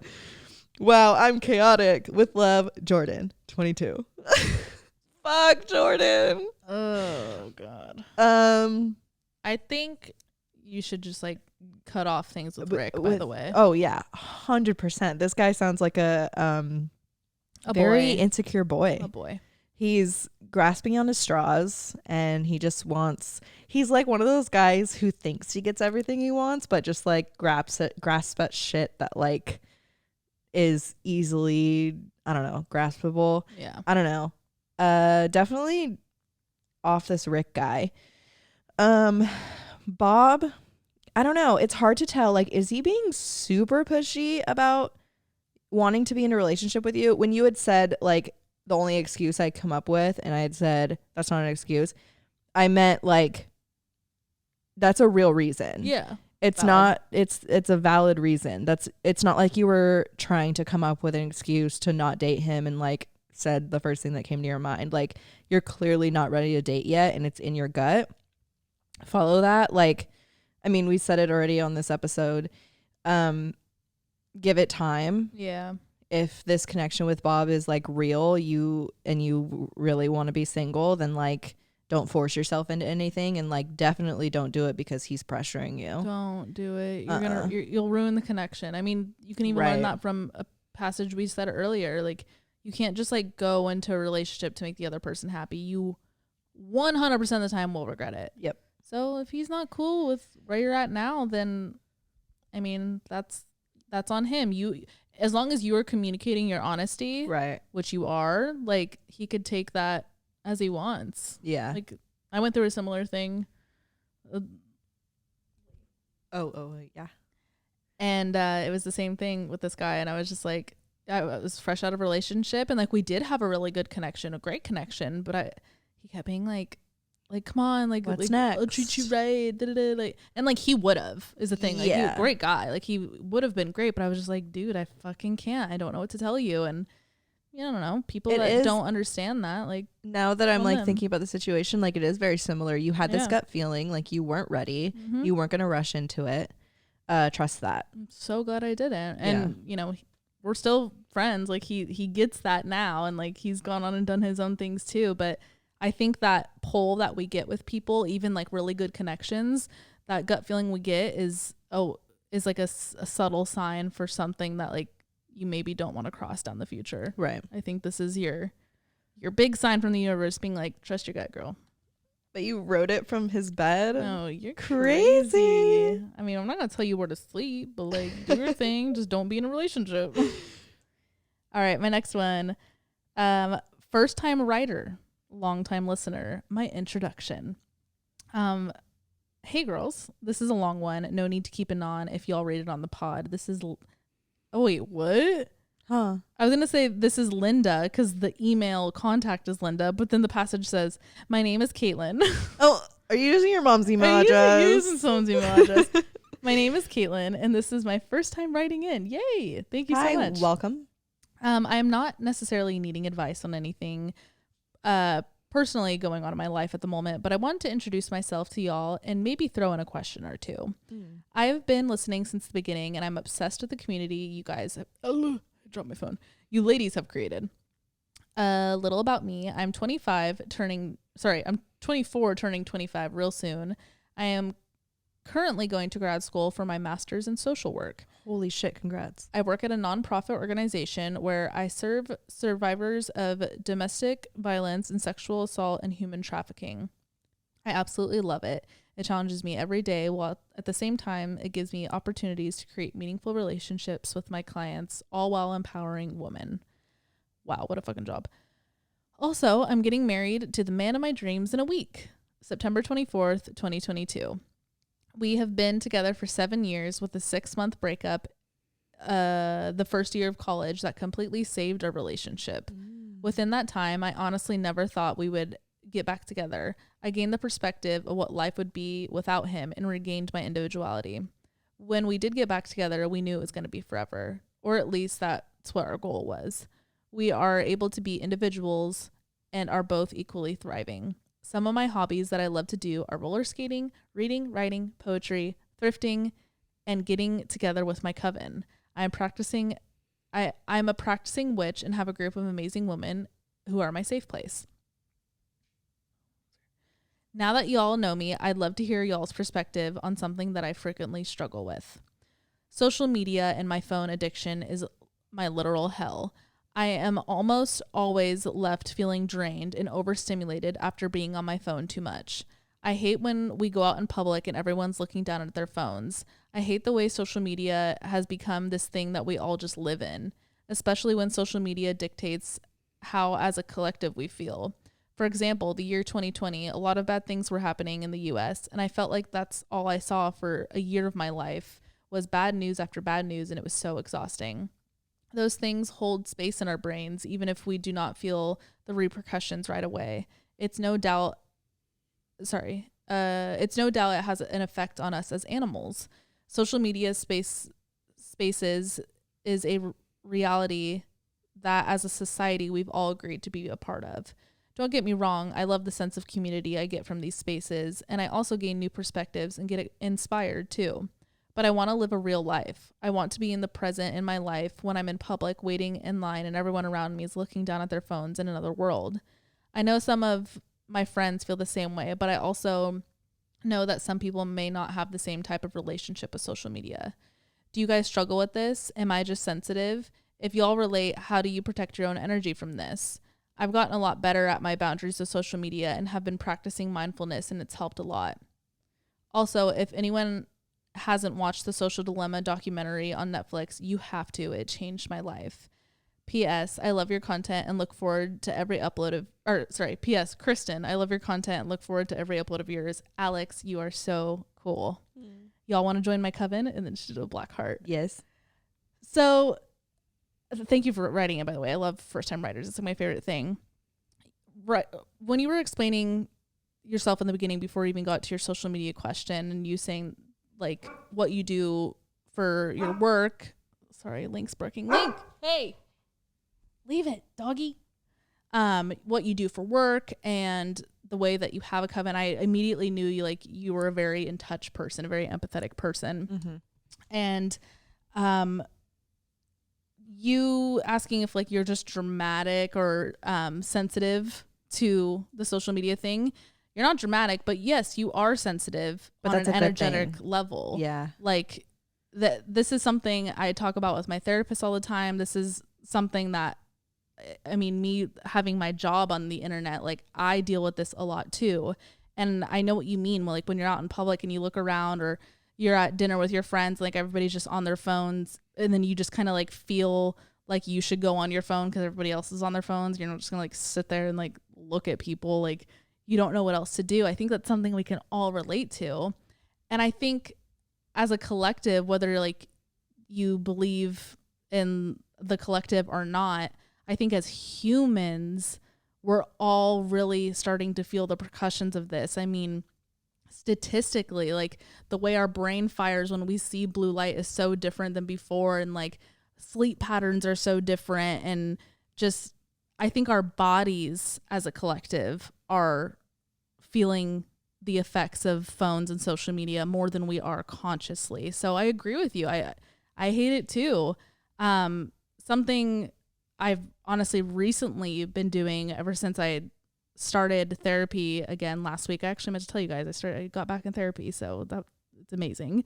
But she noticed right away when we started the call, she's like a very spiritual therapist too. She was like, I could tell your energy is super, super low. Like, what's going on? And, you know, I told her XYZ, whatever. And we came to the conclusion that like my adrenal levels were out of whack. And that's why my sleeping had been so off and my nervous system needed a reset. And this is a very common effect of blue light before bed and blue light all day that we're all going through working from home and, you know, just living in the modern world. So something she told me to do that I could share with you or anybody else listening is really cutting off screen time, TV, laptop, computer, phone, whatever, cutting off screen time at least an hour before bed. She said 2 hours or more is like obviously the best case scenario, but it is a modern world. We do have jobs that we have to tend to. There's emergencies, whatever. That's, you know, that's what I like about her. She's still very like realistic with it. Yeah. But cutting that off and doing something not on a screen to let your brain and your nervous system go back into, you know, rest and digest mode so that you can release melatonin and have a good night's sleep so that the next day you're rested, and it's a cycle from there, as we all know. And that's been helping me. I mean, I've already read a whole book in the past few days because just like giving myself that time before bed, I thought I would feel like lousy, but like I feel like more productive because I'm like reading a fucking book, and then my dreams have been better because of it. Like, I think it's just setting a boundary with yourself because we don't need to be on our phone all the time. And I don't know, that's something that's been helping me. As far as like feeling connected and in the moment, one thing that I do, I don't know, it's not realistic for everyone, but I give myself full days without social media at all. Like, I'm still on my phone. I still connect with, like, if my mom texts me, I'll text her back and like stuff like that. But like, as far as social media, I'll go full days without opening Instagram. And I know, like I said, it's not realistic for everyone, but I give myself full days without opening Instagram and TikTok. And on those days, I'm really mindful about what I'm doing in the moment.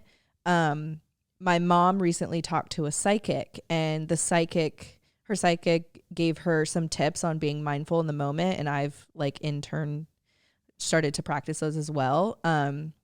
For example, if you're doing the dishes, really like stand there and like think about each dish as you're washing it, and don't be on, you know, try not to like be FaceTiming someone while you're doing the dishes, or like thinking about what you had to do after you're done with the dishes, or like thinking about that email that your coworker sent. Like, really sit there and like hold the dish, think about the dish. And that's super specific, but like it is something that you could practice throughout your whole day as you're doing. Like, when I walk and get my morning coffee, think about like, I don't know, the height of this tree, and like I'm thinking about the shape of this door, and like being like overly mindful in the moment. And it's something that like, it's a muscle in your brain. When you practice it, it'll kind of like turn into how you process everything that you go through, on smaller levels, of course, when you're not like super consciously doing it, but it does turn into something subconscious throughout your day if it is something you practice a lot. Yeah, if that is something that you have the opportunity to do without social media, I would try it. It's really like nice. I've noticed that when I have those days, I end up at the end of the day like super happy, and again like super mindful, and I'm way more in touch with my emotions. So yeah, give that a try. I think like, especially our generation, but like a modern society right now, we forget that like it's okay to be bored. Like, we think being bored is bad, and like it's okay to just not be occupied, or not be like checking up on someone, or, you know, learning something in the news, or, you know, watching something. Like, it's okay to just like be content in the moment with your thoughts. It's uncomfortable. It can be uncomfortable, but it's supposed to be uncomfortable. And I don't know, something that I like to do too is like, when you wake up, don't go on your phone. Yeah. You don't need to check your phone right when you wake up. You don't. Even if you like, try this tomorrow. Everybody listening, if you can, and I know you can, if this even means you have to set your alarm a half hour earlier, wake up and don't touch your phone for a half hour. I like to do an hour, but I get, whatever. Try at least a half hour. Don't touch it. Walk out. Pour yourself a glass of water. Pet your dog. Say hi to your roommate. Say hi to your boyfriend, girlfriend, spouse, whoever, partner, mom, dad, grandma, grandpa. Say hi to the fucking sun. Like, it doesn't even have to be that deep. Literally just sit here and like pick at your nails. Like, just sit in that moment, whatever that moment may be, and get uncomfortable with it, because then it'll start to feel more comfortable as time goes on. And I promise you will feel better, because right when you wake up, your brain's searching for dopamine. You just got out of REM, you're getting your adrenaline to, get out of bed, and now your brain's searching for dopamine to start your day, to get you into like, go mode. And if you touch your phone and like, you see a story or like something that like makes you laugh, like boom, you just got your first rush of dopamine. Now your brain's going to think, okay, this thing makes dopamine. I will touch it when I feel sad. Yeah. That's why we touch our phones and bring them everywhere around the house. And like, because that's our dopamine thing. But if like you wake up and like drink water or like pet your dog and like that's your first rush of dopamine, then your brain's going to be like, water, dog, happy hormone, do it again, rather than touching the phone. Mm-hmm. So try that in the morning. That's been a big help too. It's all about habits. Okay, wait, interjection. I just got a text from my really good friend, and she had let me know that her boyfriend is planning on proposing, and he had picked out a ring, and she was like, can he send it to you so that and like make sure it's good? He wants to make sure that it's a good ring. Oh my God, I'm so excited. Oh my God. Okay, I'll get back to that. Okay, my next one. This literally just happened an hour ago. Help. Okay, so basically I just saw the caption on your post about the next podcast episode and thought this would be a good thing to ask advice about, because it literally just happened an hour ago. Some background: me and my boyfriend are freshmen in college. We just moved out of state together. Tonight we were hanging out and we met these people that were so nice and cool. Later that night, my roommate invites me and my boyfriend to hang out with the people we just met. Kind of like a party, but not really. He was kind of hesitant about it and didn't really want to go. In parentheses, I didn't know at the time because he didn't say it. He was more so just acting like it. We agreed that we'd go hang out just for like 20 minutes because we haven't really gotten to meet a lot of new people here yet. We go and it quickly becomes very obvious that he didn't want to go. But then we got there and he started flirting with all the girls there and talking to everyone but me. And when I asked him if we could go, he was very pushy about staying. Eventually we get back to my dorm and we're talking. He's upset because I made him feel like we had to go, or else I would have felt like I was missing out on the college experience. Later in the conversation, he says that he didn't want to be there, so he wanted to make me not want to be there either. And that's why he was doing things I wouldn't like flirting with the other girls. I feel bad because technically I put him in that situation and am ultimately in the wrong, but I also feel like he should be able to handle his emotions in a healthy and non-toxic way and wouldn't make me feel like this. Anyway, that's all. Haha, I love you both and I hope you're enjoying New York so much. Sent from my phone. You're not in the wrong. That's like so manipulative. Please get that straight. You are not in the wrong, and this isn't a situation that you put him in. You literally were like, you even prefaced you want to go meet friends. This isn't a crazy situation that you put your boyfriend in and he had to act a certain way. This is, I don't know, he's got to. You even said, like, he didn't say, but I could tell, like, he didn't want to be there. He's a big boy. Yeah. He can say if he doesn't want to be somewhere, he can verbalize that. And he could also leave without you if he's feeling uncomfortable. Exactly. And if he feels like he can't say that, like, that's on him. It's not your responsibility to control his emotions and yours. This is firing me up. I hate this shit. This is very fucking triggering.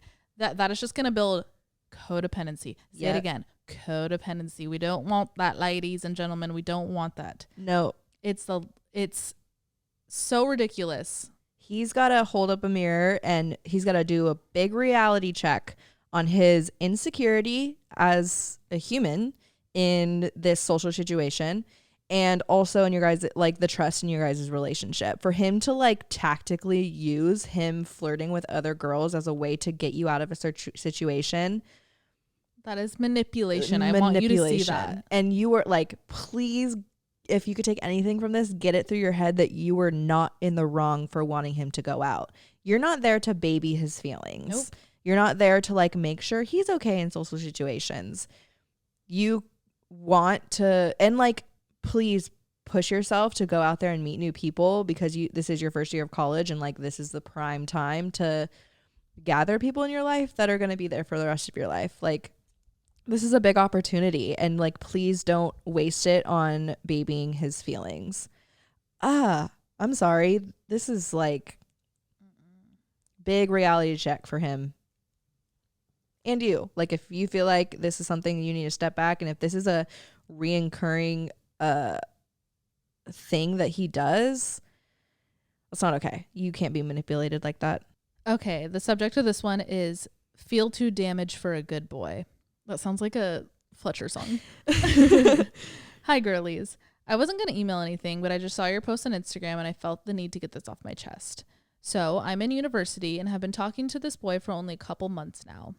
Although it's still very new, I really like him. He literally is just so sweet and actually a genuine caring guy who's emotionally intelligent and makes me laugh. Also, hella cute. We have talked about past relationships, and he's mentioned how none of his have really been anything bad and all ended pretty civil. In contrast, my past relationship, only one, was probably the worst time of my life. Very emotionally manipulative and abusive, and generally caused a lot of stress for me. He threatened to take his own life multiple times and would use this against me as a reason to stay in the relationship. My friends were very worried about me at the time, and it's still one of the hardest things I've ever gone through. Needless to say, I feel like I've been through a lot and grown tremendously since then, and now have some of the highest standards I've ever seen, as I think more women should have. Anyway, this guy is really everything I've been wishing for, and I simply do not want to mess it up. Sometimes he says things that are just so sweet and kind, and I think, wow, am I too damaged for this guy? I catch myself wondering if maybe I'm not good enough. I get insecure that no matter how much I work on myself, I'll never be the level of mature and level-headed that someone like him with no toxic past is. It's getting to the point where I've become really anxious about it, and I don't want to end up self-sabotaging everything good that comes my way. Do you ladies have any advice for getting over the anxiety of feeling like you are too, for lack of better words, damaged for a guy? And do you have any advice for curbing that toxic mindset that you've been conditioned for? Thanks, guys. Your podcast is a rock for me. Please keep anon.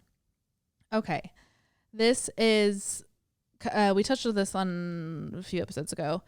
I relate to this in the sense of kind of identifying and letting like your trauma and your past and your healing journey be your personality.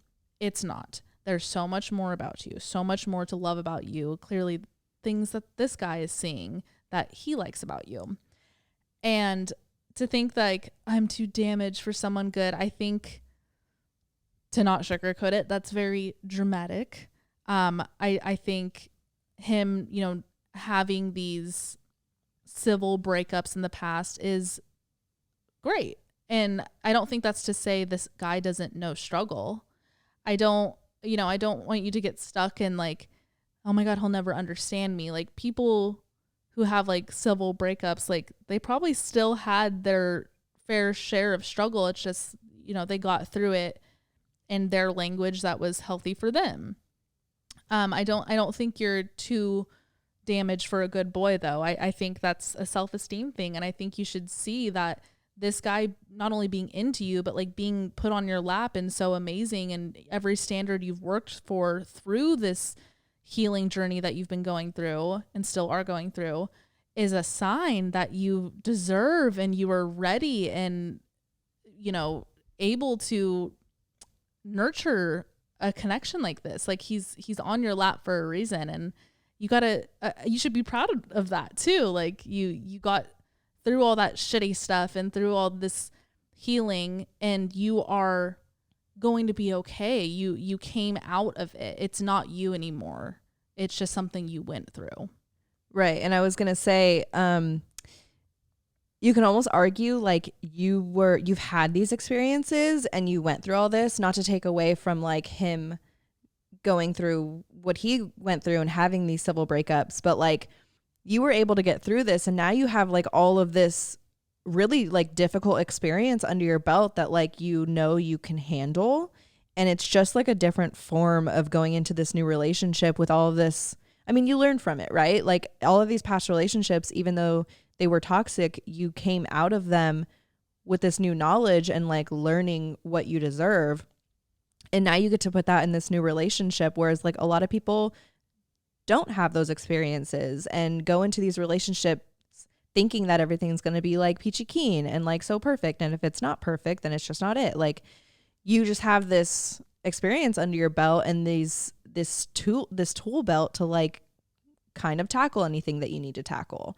So just kind of like switch up your mindset as far as like what you've gone through. These terrible things aren't who you are, but it's just something that you can now get through. Like you've learned to move through it. Okay, this is going to be the last one, and I thought it was a really cool one to end on. Okay, it starts, or the title or the subject of the email is 47 in Fireflies, and it starts with, "Sup, whores." Hey. Hey, I know you guys are also spiritual and believe there are no coincidences, so I thought I would share this with you. My poppy passed away in 2018, and after he died, my family had a bunch of connections with the number 47. He passed at 247. Him and my grandma were married for 47 years when he passed. My mom was 47. That year, me and my sister were in the marching band, and our assigned numbers were 4 and 7. I also thought it was interesting that I was born at 1147. Oh my God. So it's an angel number, and my family's angel number. I only saw it every now and then since the first month of his passing. Now I just started college, and I've seen it everywhere. I've been really anxious about college and being away from home for the first time. Every single time I look at the time, it's always something 47. I see the number on TikTok or in shows I'm watching. I even was watching one of Kristen's videos and paused it to go grab something. When I looked at the time on the video I paused it at, it was 0:47, and the video was 8:47 long. Whoa. I started taking pictures of every time I have seen 47, and I just made an album on my phone for it. There are 47 photos. Another thing like this is with fireflies. My dad passed away when I was 12, and I don't go see his grave that often because of family stuff, and it's really hard to face it. The last time I went to his grave, a firefly landed on me and didn't leave me. I got a feeling I can only describe as heavy and warm throughout my body. At the time, I wasn't really spiritual, so I just said it was a coincidence. Fast forward to now in college, my last Tuesday/Thursday class doesn't end until 9 p.m. It's a 10-minute walk back to my dorm, and my class isn't necessarily in the best part of campus. My campus is right downtown, and a week before classes started, a woman was threatening with a knife on the same route I have to take to my dorm, so safe to say I was kind of scared. On my walk back after the first day of class, while I was freaking out, I noticed next to me that there was a firefly. There were no other ones around it, and it was just flying right next to me 2 feet away. It followed me all the way to the crosswalk before I didn't see it anymore. I got the same feeling I got at his grave. I was sure it was my dad, but it felt kind of crazy. The next time I had that class, I wrote in my notebook asking my dad if it was him, please give me a sign that it was him. On my walk back to my dorm that day, there were a swarm of fireflies on the sidewalk next to my class.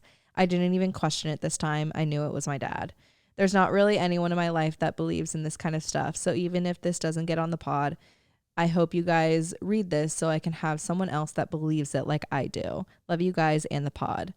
This is from Kylie. No need to keep it on. Also, this kept not sending, so I hope one actually got through. And it got through.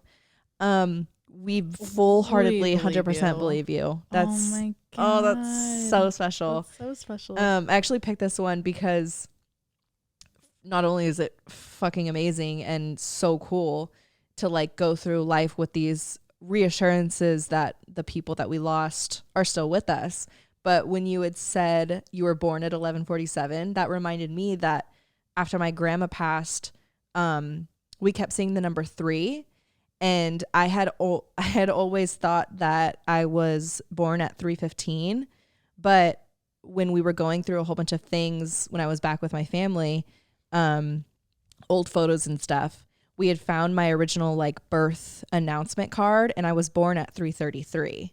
So it was just like a cool, like, it's just a cool feeling, and I get you, and it is just like warm comfort, and that's really fucking cool. I wish everyone could experience this and believe it, because it's weird that like people also experience this and don't think that it's like, this isn't, there's no way that there can be this many coincidences. These are signs from our loved ones. I think people are like scared of like thinking about the afterlife like that. Right. But like, it doesn't even, like, if you're somebody who just listen to that and is like, that's bullshit. Like, I mean, you don't have to like fully believe everything we're saying, but like, at what point is it just okay to feel good when you see a 47 or a 3 or whatever your thing might be? Like, it just feels good. Don't take away the like excitement that someone else, like, to call it bullshit and then to take away the excitement that someone else feels. Yeah. Like, it just feels good. And like, you know, every time, actually this morning when I let Link out on the balcony, a ladybug flew by, and like, when I see ladybugs, I think of my grandma, because right after she died, a ladybug like landed on my face and was like walking in my tears. Like, I have a video of it, it's on my Instagram. So every time I see one, I think of her, and like, sure, there's a part of me that's like, is that my grandma? But like, you know, it's probably not my grandma, but like, it is just something that keeps her alive in my realm. So like, entertain it as much as you want, and if it feels good, it feels good. And like, it's the comfort that you get that matters. Yeah. And I think that keeps them alive. I think, like, I don't know, I always think about when I die, like, I hope there's something that keeps me in people's minds. Right. Like, I feel like, isn't that like from a movie or something? Like, when you really die when you're not in anybody's memories anymore. Oh, that's a scary thought. And it's like, I mean, we're gonna get to that point though. Think about when we're like, think about like, when we died like 100 years ago. Think about like our great grandparents, like, that we don't even know what they look like. We don't even know their name. Ugh. But like, we're still their blood, so I guess like your blood will stay alive. Yeah. But like, I don't know. It just, things like that keep them alive and in our your thoughts. consciousness. So there's that. So for Patreon, we are thinking, instead of doing like another bulk advice session, we're gonna do a truth or drink for you guys. We're gonna do it on Patreon, because whenever we do it on YouTube, like, it's honestly, YouTube doesn't really push it because it is alcohol, and we usually talk about, and we have to be like things. Super ambiguous about like what we're talking about and like the answers to the questions, and like sometimes we hold back. So we figure if we like make it a Patreon episode, we can go balls to the wall with it. So Patreon people, send us on Patreon in our little DMs, as you always do, juicy questions. It doesn't even have to be like about like our lives. It could be like just like uncomfortable, honest answered, like raunchy hot topics. And we're gonna do a truth or drink right here in the comfort of our own home, which is so nice, because we've done truth or drinks before, and it was back when we had a studio, so we had to have like a DD, and like, it's now the worst when like right, and then like we're already home. Like, it was always so shitty having to drive home like in the back seat, like forced yourself to be drunk for no reason. And Leanna was usually driving, so she was always like, fuck, you guys we're are like, hammered. Can't go to Jack in the Box. Like, now we'll just be home safe and sound for it. So that'll be fun. Send those questions in. That will be Friday's episode. Send them as soon as possible though. Like, send them like right now, because I want to like get them. Yeah, we want a lot. Yeah, I want like a juicy amount, so send them in. And if you aren't on our Patreon, you should. We have follow-up episodes every single week, and usually they are this format where we do general advice based on the topic that we do on Monday, but obviously Monday's episode is this, so we want to switch it up. Just do something fun. Something fun for you guys. Something lighthearted too. I feel like we do get heavy on this podcast sometimes, so we do like to like bring in things that aren't always so fucking deep, because it's just not that deep. But nonetheless, we hope you guys enjoyed. Happy Monday. Have a good week. And happy fall. It's fall outside. Ooh, have fun. Change your clocks back. This is this Saturday. Just kidding. I almost fucked up a lot of you. Oh, I was like, wait, did you look it up? Because you were saying earlier you didn't know. That's a good prank. setting the clocks back and be like, it's daylight savings time. I would simply lose it. If you did that to me, I'd be like, Alex, you have to call my therapist. Fuck, I should have saved that one. No, I would have gone mad. All right, we love you guys. Have a good week. All right, have fun. Bye.